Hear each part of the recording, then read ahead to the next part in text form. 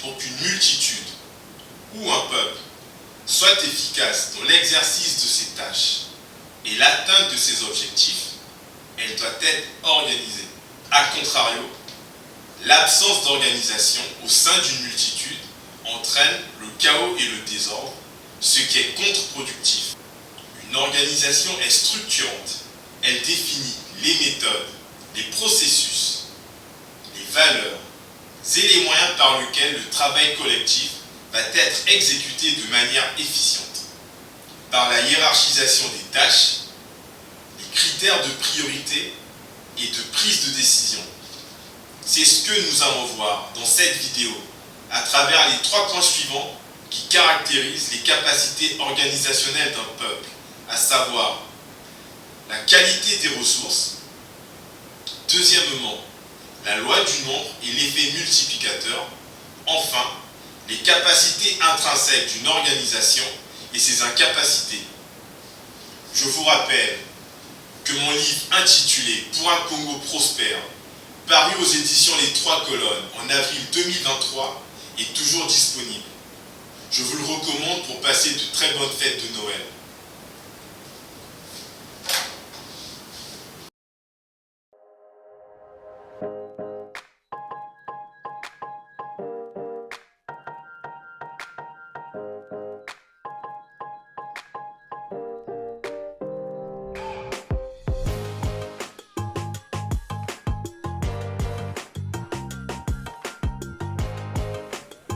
Les qualités des ressources, les qualités morales de nos dirigeants, les dirigeants de notre pays, le Congo-Brazzaville, ainsi que tous ces leaders doivent avoir profondément enraciné dans leur âme un désir de grandeur pour notre nation. Ils doivent avoir le désir de la servir avant tout, un sens profond du patriotisme. Ils doivent être intrépides, autrement dit, capables de résister physiquement et psychologiquement à toute pression venant de l'extérieur qui s'opposerait à notre volonté d'émancipation, à notre désir de souveraineté, à l'accomplissement de notre mission commune que nous rappelons en ces termes, relever le Congo, le bâtir, l'affermir afin d'apporter la prospérité commune. Comme je l'ai dit dans ma vidéo précédente, ils devront être capables d'amener la population de façon collective à se représenter sur le plan spirituel et sur le plan intellectuel avec les meilleurs atouts qui soient, en un peuple vaillant, en un peuple prospère, en un peuple prodigieux, en un peuple intelligent, en un peuple béni. Sous la direction et la houlette de tels leaders, notre pays expérimentera le succès grâce à cette ferveur. Les capacités organisationnelles de nos dirigeants ainsi que nos leaders devront être choisis selon leur expérience et pour leurs compétences. Rien de plus destructeur pour une nation que de choisir ses élites par copinage ou par préférence ethnique. Le tribalisme et le népotisme gangrènent et détruisent les nations. Le choix des collaborateurs, nos dirigeants, devront être capables de choisir les bons collaborateurs pour le bon job. Ils devront être capables d'évaluer si les collaborateurs sont à mesure de mener à bien et avec succès les tâches qui leur seront soumises. Autrement dit, évaluer si les collaborateurs ont les connaissances, le jugement, les compétences, la vision, les valeurs, l'énergie psychologique et physique nécessaire pour mener à bien notre mission commune, que je rappelle une fois de plus, relever le Congo, le bâtir et l'affermir afin d'apporter la prospérité commune. Les capacités organisationnelles de nos dirigeants. Nos dirigeants devront être capables de designer sur papier l'organisation optimale et efficiente nécessaire afin de donner à l'organisation et aux services dont ils auront la direction les capacités d'exécuter avec succès les tâches qui leur seront confiées. Créer et préparer la bonne organisation pour le bon job. À titre d'exemple, le dirigeant qui aura sous sa houlette la sécurisation du territoire devra être à même de mettre au point l'organisation capable de permettre à notre pays d'expérimenter la sécurité intérieure et extérieure. La formation et l'accompagnement des ressources. Nos cadres dirigeants devront avoir la capacité d'impulser la montée en compétence de leurs ressources. Ils devront être capables, au sein de l'organisation, de mettre la bonne ressource au bon endroit pour le bon job, selon ses capacités, selon sa vocation, afin d'en tirer profit du meilleur d'eux-mêmes. Les capacités propres des collaborateurs. Avant même de considérer leurs compétences opérationnelles, les bons collaborateurs dans notre contexte sont d'abord ceux qui ont un sens profond du patriotisme, ceux qui adhèrent à notre vision et qui sont motivés pour sa réalisation, enfin, ceux qui jurent fidélité à notre patrie. Le fait est que la connaissance, le savoir-faire, les compétences opérationnelles peuvent toujours s'acquérir de manière méthodique. La loi du nombre est l'effet multiplicateur. Pour pouvoir mener à bien notre mission commune, nous proposons la stratégie suivante qui consiste à résoudre des problèmes dans l'ordre suivant. La sécurisation de l'ensemble du territoire, l'investissement massif dans l'agriculture, l'investissement massif dans l'éducation, l'industrialisation du Congo, la construction d'infrastructures, la reconstruction du secteur de la santé, enfin, la reconquête de notre souveraineté nationale.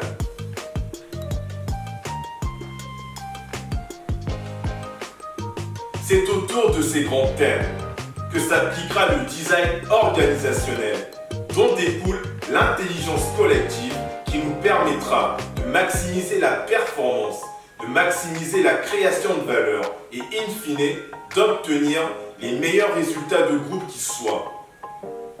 Mais avant de considérer l'organisation de façon holistique, c'est-à-dire comme un tout, transformant des inputs ou des entrées en des produits et des services de valeur ajoutée, nous voulons mettre l'accent sur la qualité des ressources individuelles et de leur abondance au sein de l'organisation. À titre de rappel, une somme de petits efforts continus dans le temps est égale à un grand effort dont la conséquence est le progrès soutenu.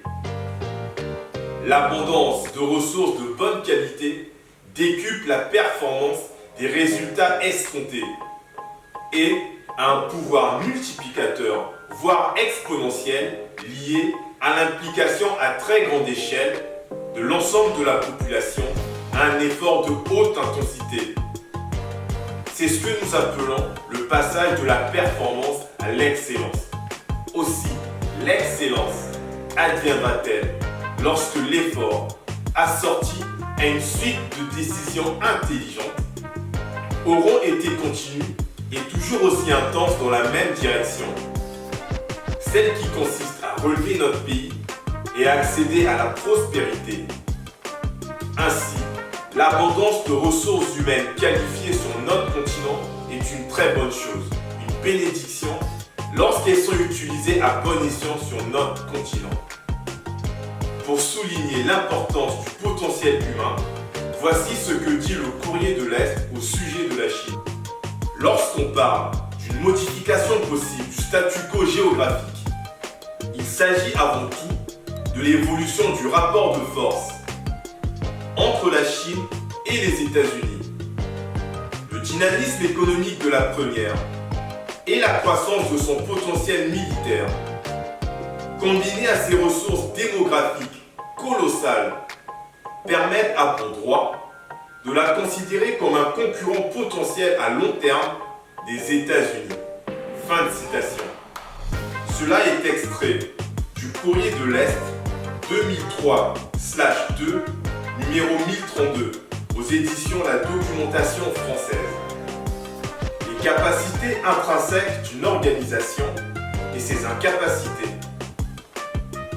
Dans le dilemme de l'innovateur, écrit par Clayton Christensen, ce dernier affirme que, je cite, « Les organisations ont des capacités qui existent indépendamment des personnes qui y travaillent. » Ce dernier nous en fait prendre conscience en donnant l'exemple de deux collaborateurs super compétents, ayant des capacités identiques et travaillant dans deux organisations différentes. La conséquence étant que le résultat de ces deux collaborateurs sera probablement très différent, car les organisations, indépendamment des personnes et des ressources qui la composent, ont elles-mêmes des capacités. Ce dont est capable de produire une organisation définit de ce fait ce dont elle est incapable de produire, c'est-à-dire ses limites. Ainsi, ce dernier donne un exemple que je citerai. Les processus de fabrication de Digital Equipment Corporation impliquaient de fabriquer la plupart des composants et de les assembler par lot.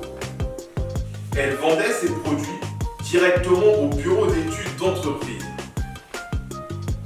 Ces processus fonctionnaient extrêmement bien dans le secteur des mini-ordinateurs. Le secteur des ordinateurs personnels, en revanche, exigeait des processus par lesquels les composants les plus rentables étaient sous-traités auprès des meilleurs fournisseurs du monde entier. Les nouvelles conceptions d'ordinateurs, constituées de composants modulaires, devaient être réalisées dans des cycles de 6 à 12 mois. Les ordinateurs étaient fabriqués dans les chaînes de montage à grand volume et vendus par des détaillants aux consommateurs et aux entreprises.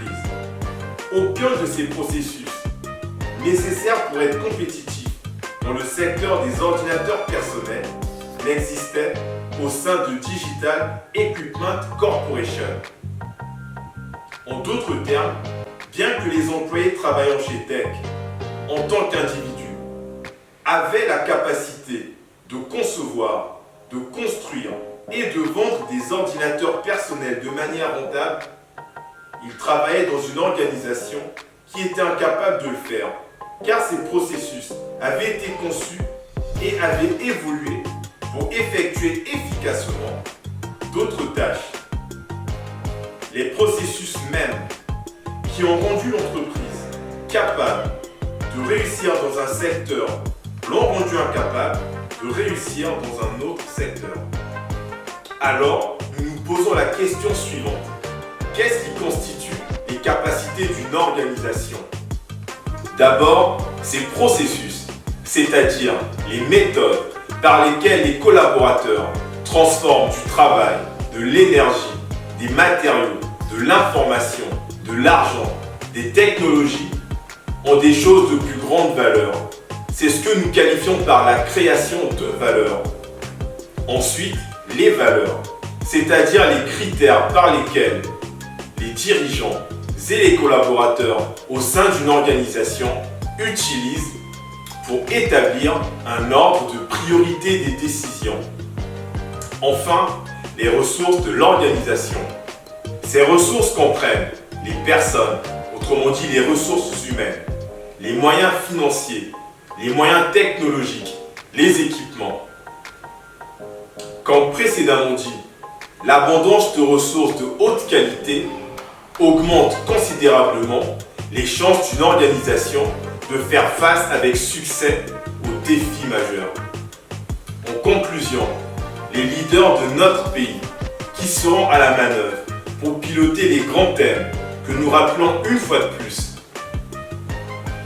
La sécurisation de l'ensemble du territoire, l'investissement massif dans l'agriculture, l'investissement massif dans l'éducation, l'industrialisation effective du Congo-Brazzaville, la construction d'infrastructures,